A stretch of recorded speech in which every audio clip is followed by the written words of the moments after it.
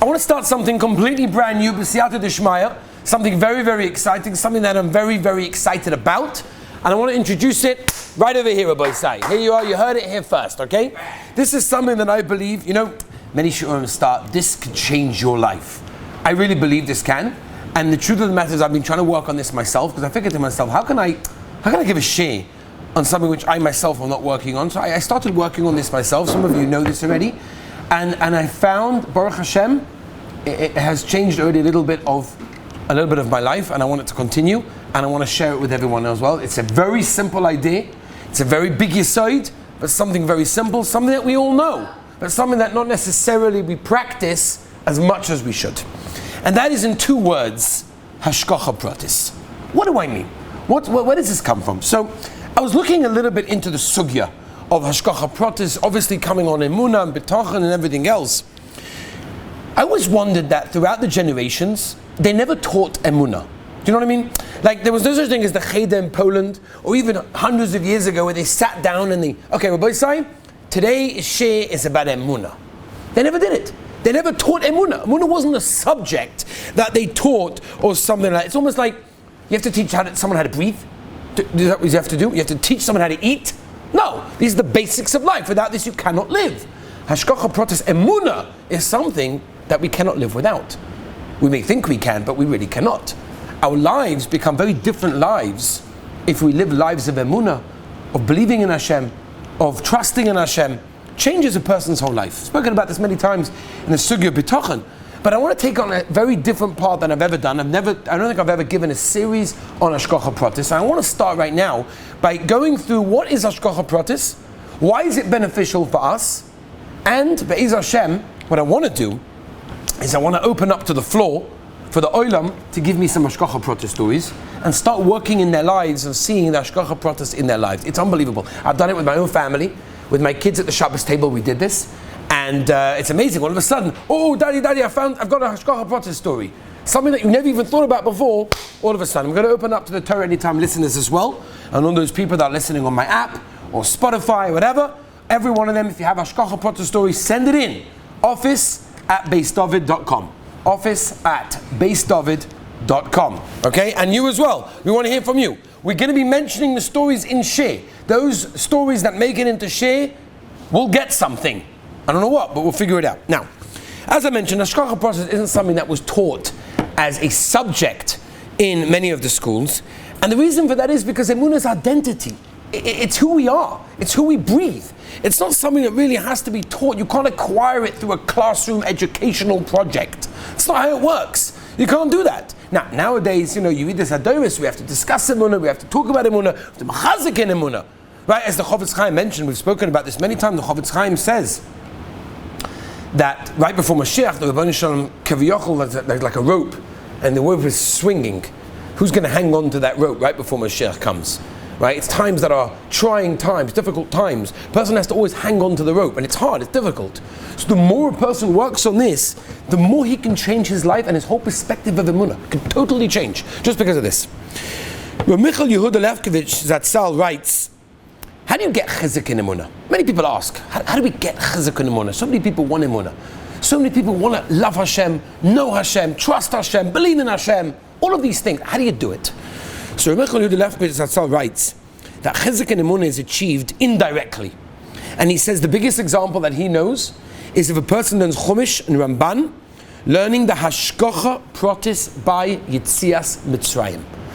When you learn the Hashgacha Peratis of what Klal Yisrael went through and how the Rebbeinu Shalom changed everything for them, it's an incredible thing. It's almost like going through Megillas Esther. You go through Megillas Esther and all the things that seem to be terrible, the Rebbeinu Shalom was just preparing it for a beautiful Yeshua.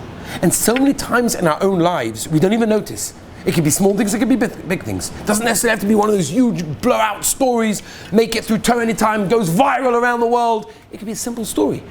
It could be a simple story that can, the Rebbeinu Shalom is running the world. The Rebbeinu Shalom is running my life. It's unbelievable. There's a Mordecai Shem Shmuel. The Shem Shmuel in Parshas Bereshis, Tov Reish Ayin Beis, says, the Hisoyrus HaYehudi Tzricha Liyos Mitzias Mitzrayim.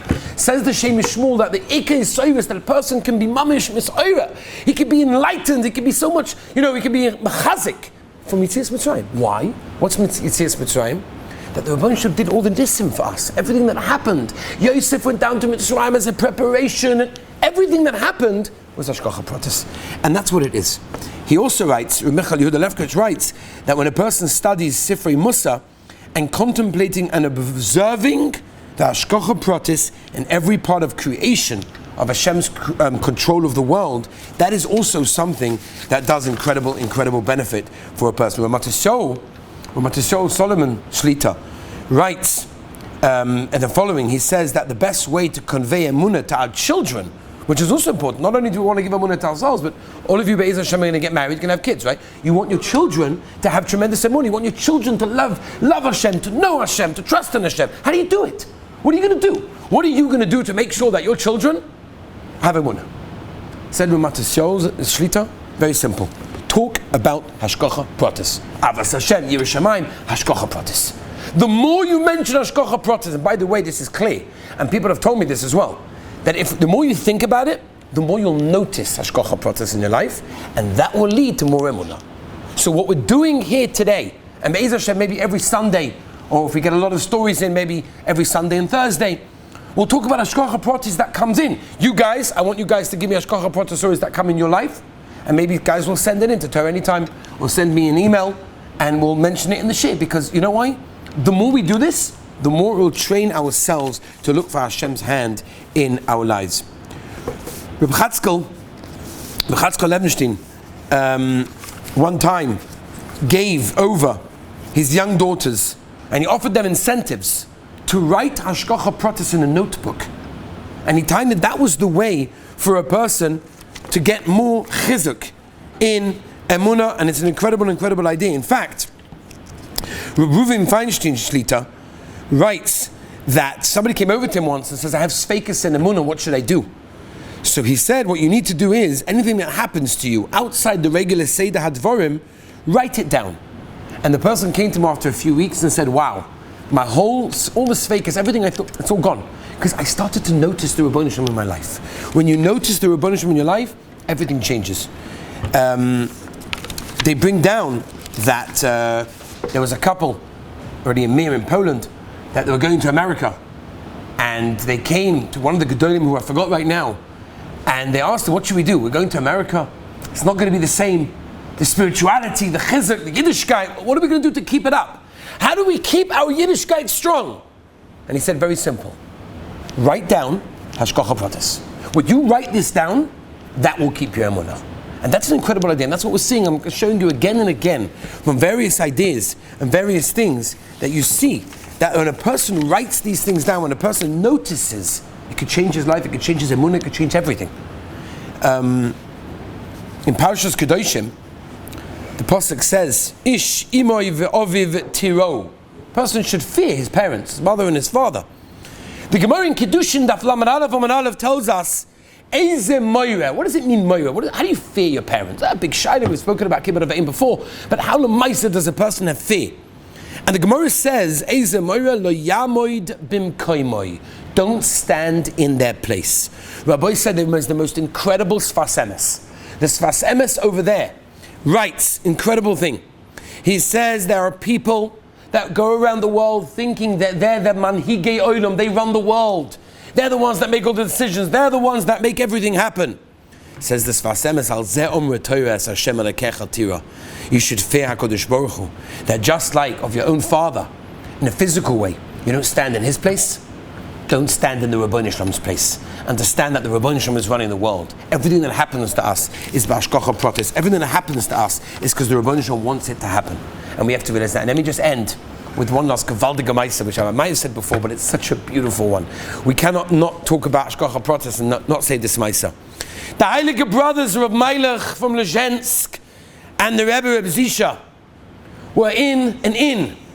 They were in an inn, and it was the derech of tzaddikim to disguise themselves as Poshet Yidden, and they would go around begolus in exile. Nobody would recognize them. They would masaken for their quote unquote whatever their averas were, and that's what they did, the self-imposed exile. And they spent one particular night in such an inn, and there was a wedding. There was a wedding going on at the time.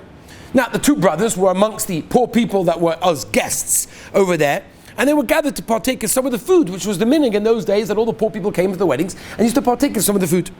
Now, the wedding guests were served, not exactly gishmak of food, but the people who were involved in the wedding, the family members, whatever, they had lots to drink, and they were very merry, and guys started getting drunk, and they started to poke fun at some of the unfortunate poor people that were gathered there today.